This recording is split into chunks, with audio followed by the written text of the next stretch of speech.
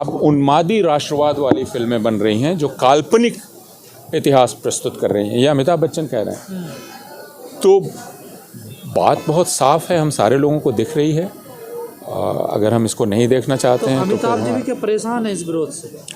मैं नहीं जानता वो परेशान है या नहीं। मैं उनके उस वक्तव्य की बात कर रहा हूँ जो उन्होंने कोलकाता में दिया, और यह वक्तव्य उस व्यक्ति ने दिया जिसको सरकार विरोधी नहीं माना जाता है। शाहरुख खान भी मंच पर थे उसमें, और शाहरुख खान ने भी कहा कि इस नफ़रत से लड़ना ही पॉजिटिविटी है और ये नफ़रत नेगेटिविटी है। सर, कि आज के दौर में मुसलमानों ने गुनाह है, जिस तरह से हम देख रहे हैं, फिल्म स्टार हो या आम आदमी हो, ये बतलाने की कोशिश की जा रही है कि मुसलमान होना अपराध है, बल्कि मुसलमान एक जायज़ इंसान नहीं है, ये बतलाने की कोशिश की जा रही है। असम में 2 दिन पहले से एविक्शन ड्राइव चल रही है जिसमें हज़ारों हजार और उनमें से ज़्यादातर मुसलमान हैं, उनको उजाड़ा जा रहा है, और उन मुसलमानों के ख़िलाफ़ वहाँ का मीडिया अभियान चला रहा है। तो मुसलमान चाहे एक गरीब किसान हो जो असम में किसी तरह से अपना गुजारा करता है, या शाहरुख खान जैसी सेलिब्रिटी हो, या आमिर खान हो, मुसलमान को यह बतलाया जा रहा है कि आपको हक़ नहीं है, एक इंसान का हक़। मुसलमान शादी कैसे कर सकता है अपनी मर्ज़ी से? मुसलमान अपनी मर्ज़ी से पढ़ाई कैसे कर सकता है? यह कहा जाता है अगर वो नौकरी हासिल कर रहा है तो आरएसएस के चीफ कहते हैं कि यह साजिश है, हिंदुस्तान के स्टेट स्ट्रक्चर में घुसने की साजिश है। तो फिर मुसलमान पढ़ भी नहीं सकता, मुसलमान नौकरी भी नहीं कर सकता। आप मुसलमान को मिक्स्ड लोकेलिटी में मकान नहीं लेने देते हैं। गुजरात में डिस्टर्ब्ड एरियाज़ एक्ट देख लीजिए, जहाँ मुसलमान कई जगह ज़मीन ख़रीद नहीं सकते, मुसलमानों को मकान बेचे नहीं जा सकते। तो मुसलमान होना एक तरह से इस भारतवर्ष में आप कह सकते हैं नॉन ह्यूमन होना है।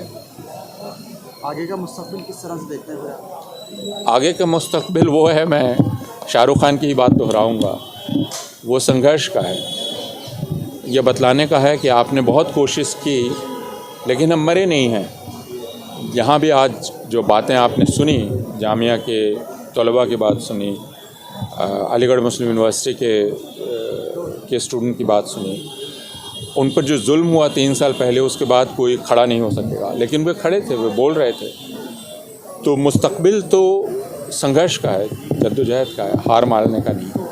सर, इस वक्त मुसलमान जो अपने आप को अकेला महसूस कर रहा है, कोई उसकी आवाज़ उठाने वाला नहीं, तो मुसलमान खुद अपनी आवाज़ उठा रहा है। मुसलमान ये कह रहा है कि उसको मारा नहीं जा सका है, और इसको मैं बहुत उम्मीद की बात मानता हूँ। क्या आपको लगता है कि कहीं ना कहीं हिंदू कम्युनिटी को भी, जो सेकुलर हैं, उनको भी खुलकर मुसलमानों के साथ आना? बिल्कुल, उनको अगर अपनी इंसानियत साबित करनी है तो उनको मुसलमानों के साथ खड़े होना होगा, सारे राजनीतिक दलों को खड़ा होना होगा, उनको हकला कर और अप्रत्यक्ष रूप से इनडायरेक्टली बात न करके साफ साफ बात करनी होगी। अपनी जनता को बताना पड़ेगा कि यह कोई सभ्य तरीका नहीं है जीने का, ये कोई सभ्य मुल्क नहीं है जिसमें आप अपने जो दूसरे नागरिक हैं उनके साथ इस तरह का बर्ताव होने देते हैं, उसकी इजाज़त देते हैं। फिर दुनिया में आपको कहीं भी इज़्ज़त की निगाह से नहीं देखा जाएगा। लेकिन सर, जैसे आपने कहा, व्यवसाय के लिए एक फ़ायदा है ये जो नफरत है। बिल्कुल, ये साजिश तो नहीं है सर?